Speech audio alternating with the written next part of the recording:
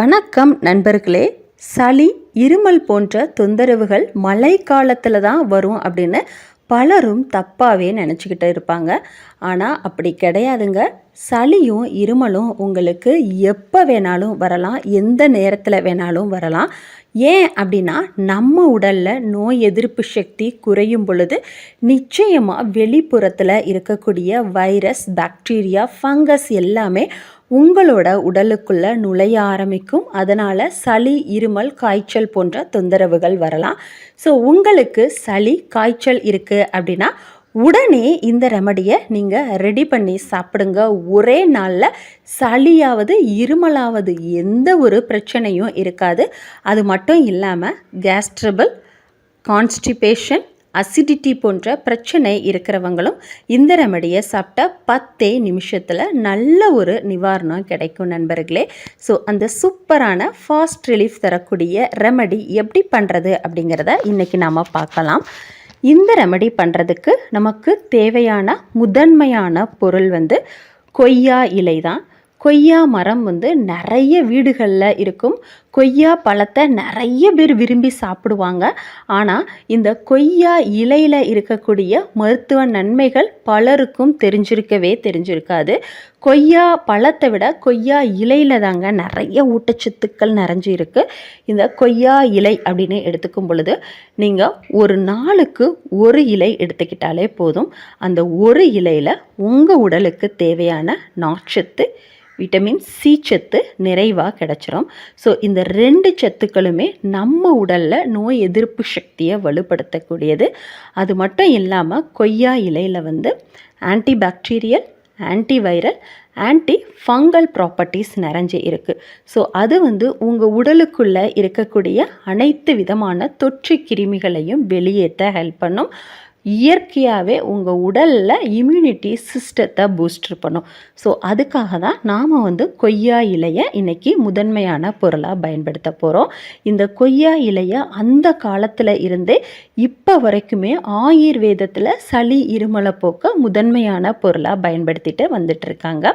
So கொய்யா இலை 1 இருந்தாலே போதுமானது. சளிக்கும் இருமலுக்கும் குட் பை சொல்லலாம். அதே போல் வயிறு சம்மந்தப்பட்ட அசிடிட்டி, கேஸ்ட்ரபிள், அஜீரண கோளாறுகளுக்கும் நிச்சயமாக டாட்டா பாய் பாய் சொல்லலாம். ஸோ இப்போ நான் ஒரே ஒரு கொய்யா இலையை எடுத்துகிட்டு வந்திருக்கேன்.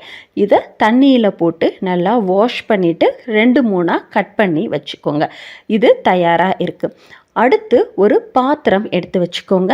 அந்த பாத்திரத்தில் 200 ml அளவுக்கு தண்ணி சேர்த்துட்டு நாம் கட் பண்ணி வச்சுருக்கக்கூடிய கொய்யா இலையை அதில் சேர்த்துடலாம்.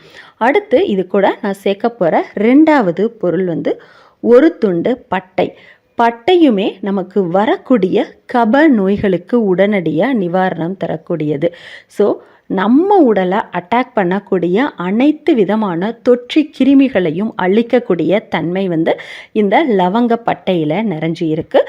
லவங்கப்பட்டையை இது போல் ஒரு துண்டு நீங்கள் சேர்த்தாலே போதுமானது. அடுத்து நான் 3வதாக இது கூட சேர்க்க போகிற பொருள் 3 கருமிளகு. கருமிளகு பற்றி நான் சொல்லி தான் உங்களுக்கு தெரியணும் அப்படின்னு கிடையாதுங்க. கப நோய் அப்படின்னு வந்துட்டாலே முதல்ல கருமிளகை தான் நம்ம பயன்படுத்துவோம். 3 கருமிளகு எடுத்து அதை உரலில் போட்டு 1-2 தட்டி இந்த தண்ணியில் சேர்த்துக்கலாம். கருமிளகில் நம்மளோட உடலில் இயற்கையாக இம்யூனிட்டி சிஸ்டத்தை பூஸ்டர் பண்ணக்கூடிய சத்துக்கள் நிறைஞ்சு இருக்குது. அது மட்டும் இல்லாமல் நம்மளோட நுரையீரலில் தங்கி இருக்கக்கூடிய கெட்ட சளி ஒட்டு மொத்தமாக இலக்கி வெளியேற்றக்கூடிய தன்மையும் கருமிளகில் இருக்குது. ஸோ கருமிளகை நம்ம பயன்படுத்தும் பொழுது எப்படியாப்பட்ட சளியவும் உடனே இலக்கி வெளியேற்றும், இருமலை கட்டுப்படுத்தும். ஸோ அதுக்காக தான் நான் கருமிளகு எடுத்திருக்கேன். அடுத்து இது கூட நான் சேர்க்க போகிற 4வது பொருள் ஒரு பிஞ்ச் அளவுக்கு மஞ்சள். இது போல் கொஞ்சமாக மஞ்சள் சேர்த்துக்கிட்டாலே போதும். மஞ்சள் நேச்சுரலாகவே ஆன்டிசெப்டிக் ப்ராப்பர்ட்டியோட இருக்கக்கூடியது.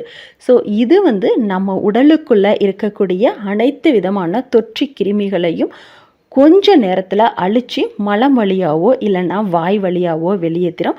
நம்ம நுரையீரலில் சேர்ந்திருக்கக்கூடிய பாக்டீரியா, வைரஸ், சளி எல்லாத்தையுமே வெளியேற்றி நுரையீரலை சுத்தப்படுத்தக்கூடிய தன்மை மஞ்சளில் நிறைஞ்சி இருக்குது. மஞ்சள் அளவுக்கு அதிகமாக பயன்படுத்தணும் அப்படிங்கிறதெல்லாம் கிடையாது.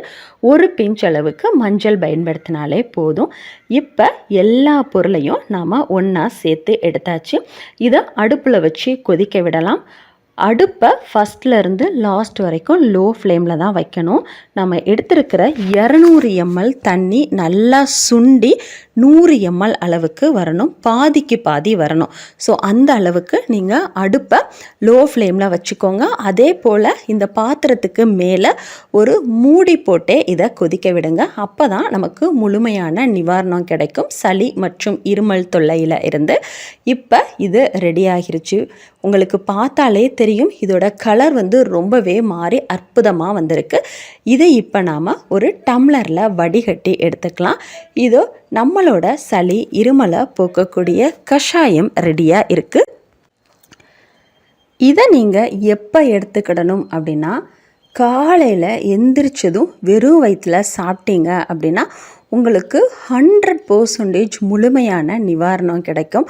உங்களோட நுரையீரல் பாதையில் இருக்கக்கூடிய கெட்ட கிருமிகளை உடனடியாக அழித்து மலம் வழியாக வெளியேற்றும், இல்லைன்னா வாய் வழியாக வெளியேற்றும்.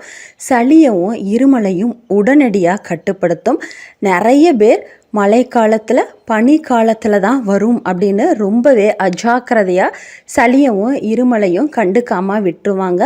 ஆனால் அது நாளடைவில் நமக்கு இன்னும் சில பக்க விளைவுகளை உண்டு பண்ணும்.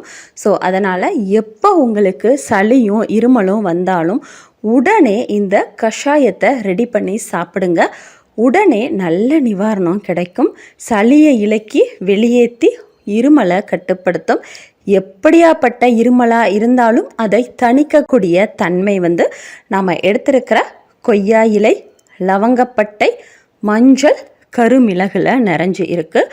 அது மட்டும் இல்லாமல் உங்களுக்கு இருக்கக்கூடிய வயிறு சம்பந்தமான பிரச்சனைகள், அஜீரண கோளாறு, நெஞ்செரிச்சல், அசிடிட்டி, புளிச்ச ஏப்பம், மலச்சிக்கல் போன்ற பிரச்சனைகளை தடுக்கவும், மூட்டு வலி வரவிடாமல் மூட்டுகளை பாதுகாக்கவும் கூட தாராளமாக இந்த ரெமடியை நீங்கள் சாப்பிடலாங்க. இது கூட உங்களுக்கு சுவைக்கு தேவைப்பட்டது அப்படின்னா கொஞ்சமாக நீங்கள் தேன் சேர்த்துக்கலாம். சர்க்கரை பயன்படுத்தாதீங்க, அது உடலுக்கு கெடுதி.